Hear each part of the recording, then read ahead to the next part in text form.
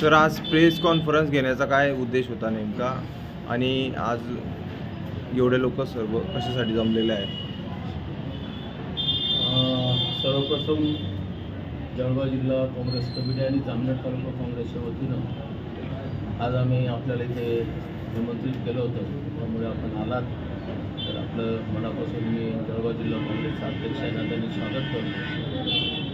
आज आमचे महाराष्ट्र प्रदेश काँग्रेस कमिटीचे नूतन अध्यक्ष माननीय श्रोते सपकाळ साहेब यांनी प्रदेश अध्यक्षपदाचा चार्ज घेतल्यानंतर त्यांनी महाराष्ट्रातले जे सिनियर आमचे नेते आहेत त्यांची एकत्र बैठक घेऊन त्यांच्यावर प्रत्येक जिल्ह्यामध्ये जाऊन तालुका पातळीपर्यंत जाऊन एकंदरीत काँग्रेस संघटनेच्या बाबतीत सगळी माहिती जाणून घेण्यासाठी व त्यात काय सुधारणा करा या संदर्भातून आपल्या जळगाव जिल्ह्यासाठी आमच्या प्रदेशचे उपाध्यक्ष आमचे काँग्रेस पक्षाचे जुने नेते सिनियर नेते माननीय आपल्या शेजारच्या जिल्ह्याचे बुलढाण्याचे माननीय शामभाऊ माळकर यांना जळगाव जिल्ह्याचं निरीक्षक म्हणून इथे नियुक्त केलेलं आहे आणि आम्ही संपूर्ण जळगाव जिल्ह्याच्या दौऱ्यावर सगळेजण फिरत आहोत। तर सकाळी आम्ही मुक्ताईनगर तालुक्याचा दौरा त्यांनी आटोपला आणि आज या ठिकाणी आम्ही आता नुकतंच जामनेर तालुक्याचा आढावा त्यांनी घेतलेला आहे आणि त्याच अनुषंगाने आपल्याला बोललो। तर मी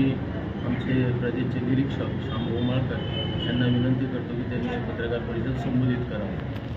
भाऊ पवार, माजी अध्यक्ष उदय पाटील, सलीम पटेल माजी शहराध्यक्ष, राठोडताई, अनिलभाई तालुक्याचे अध्यक्ष, माजी तालुक्याचे अध्यक्ष, काळेसाहेब, जाधवसाहेब, मौलाना उपस्थित तालुकाध्यक्ष सर्व हर्षवर्धन सबका एक गांधीवादी विचार, समुदायी विचार, विनोबा भावेंचा विचार घेऊन राहुल गांधींनी त्यांच्यावर जबाबदारी दिली। काँग्रेसचं गतवैभव जे होतं, जे स्वातंत्र्याच्या वेळेस होतं, प्रभात फेरी, सद्भावना यात्रा, जाती जातीतला संघर्ष काय, ते प्रदेशाध्यक्ष झाल्यानंतर बीडला त्यांनी सद्भावना यात्रा केली।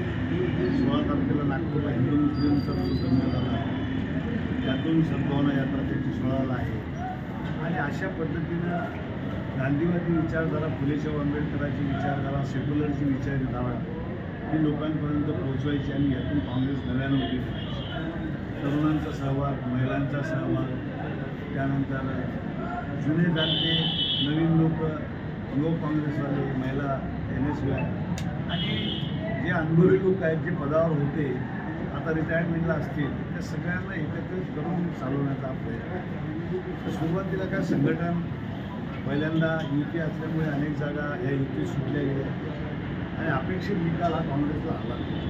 त्यामुळे आता आम्हा लोकांना जबाबदारी देऊन तुम्ही संघटनात्मक काय परिस्थिती आहे किंवा सगळे तालुका अध्यक्ष आहेत का, ते काम करतात का, ते किती वर्षापासून अध्यक्ष आहेत, शहराचे अध्यक्ष किती वर्षापासून आहेत, जिल्ह्याचे पदाधिकारी किती वर्षापासून आहेत, ती जागा रिकामी आहे का, काम नसतील करत तर नवीन संधी द्यायची का, स्वतःहून तुम्ही पुढे येऊन काम करते का, अशा अनेक बाबीवर आम्ही चर्चा केली आणि आजचा आता हा 3रा तालुका आहे।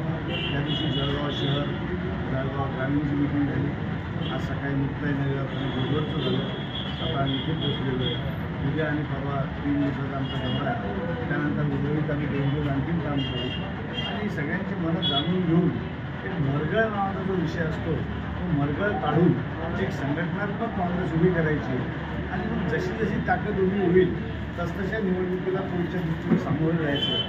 कारण आज तरी BJP कोणतीही निवडणूक घेईल अशा मनस्थितीत दिसत नाही, त्यामुळे स्थानिकच्या निवडणुका केव्हा लागतात, काय लागतात सांगता येत नाही आणि विधानसभेच्या आत्ता झाल्या, लोकसभेच्या आत्ता झाल्या, त्यामुळे तयारी करून आपलं संघटन बांधून ठेवायचं। जेव्हा अनाऊन्समेंट होईल त्यावेळेला तो प्रयत्न करायचा आणि संघटनेतले लोक जेव्हा नगर परिषदमध्ये किंवा जिल्हा परिषदेला उतरतील त्याच वेळेला पक्षाला मजबूती होईल। निवडणुका हारतील जिंकतील तो भाग नंतरचा, पण पंजा करून काँग्रेस कार्यकर्त्याला मला मी पक्षात काम करतो म्हणून न्याय मिळतो अशा प्रकारची भावना तयार होईल आणि त्याच आढावा घेण्यासाठी मी इथे आलो।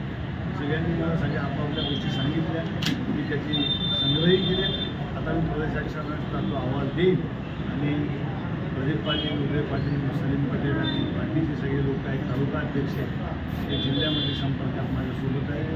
मी सर्वांना ईदच्या शुभेच्छा, रामनवमीच्या शुभेच्छा, महावीर जयंतीच्या शुभेच्छा, उद्याच्या हनुमान जयंतीच्या शुभेच्छा, गुढीपाडव्याच्या शुभेच्छा देतो आणि थांबतो. कारण असं आहे की जर ज्या गावाला तिकीटच आमच्या पक्षाला मिळालं नाही तर ते कार्यकर्ते शहरावेळेला तर झालेलेच आहेत ना, त्यांना कुठेतरी संघटित करून बांधावं लागेल. तर मर्ग तर आहेच, मर्ग दुरुस्त करायची काही नवा बदल. हां पुष्कळ जर तशा सूचना येतील तसे बदल करू.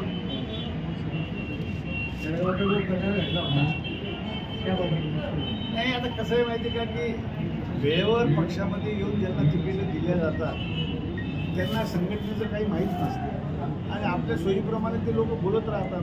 जसे घरी पाहुणे आले, भांडणं केले, निघून गेले, अशातले ते प्रकार होत असतात. पण ज्यांच्या नावाचं घर असते त्यांना ते घर कायम सांभाळून घराची बदनामी होते. बदनामी होते कबूल आहे, पण आता एवढ्या मोठ्या पक्षामध्ये कधी कधी अशा गोष्टी घडतात, त्या पुनरावृत्ती होऊ नये हाच आमचा प्रयत्न आहे.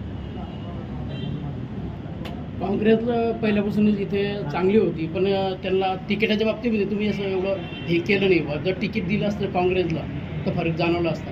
काय युतीच्या सरकारमध्ये युती जेव्हा असते तेव्हा काही कॅल्क्युलेशन मानले जातात आघाडीमध्ये, किंवा मागच्या वेळेला कोण लढलं, त्याला किती मतं पडली, तुम्हाला किती जागा द्यायच्या, मग कोणती जागा सोडली तर फायदा होईल, कोणता होईल, हे व्यावहारिक पातळीवरचं गणित असते आणि मग त्याच्यात मागे पुढे सरकावं लागतं. तर मागे पुढे सरकण्यामध्ये बरेच वेळा नुकसानं होतात, तर ते सहन करायची ताकद ठेवायला लागते. भाजपमधला व्यक्ती इकडे आयात केले गेला होता ना, काँग्रेसमध्ये तेवढे मातंबर लोक होते यामध्ये. हो, ही गोष्ट एकदम खरी आहे. तसं आत्ताही सांगणाऱ्यांनी सांगितलं, परंतु तो निर्णय दिल्लीला जी स्टिअरिंग कमिटी त्यांनी घेतला तो कशाच्या मुद्द्याच्या आधारावर घेतला हे आता इथे आज नाही सांगत आहे. तर ही गोष्ट आम्ही पक्षश्रेष्ठीच्या कानावर टाकू की विधानसभेच्या भाजपकडून आयात केलेल्या कॅन्डिडेटला तिकीट देण्याची नाराजी जाणण्यामध्ये फार प्रमाणात दिसते.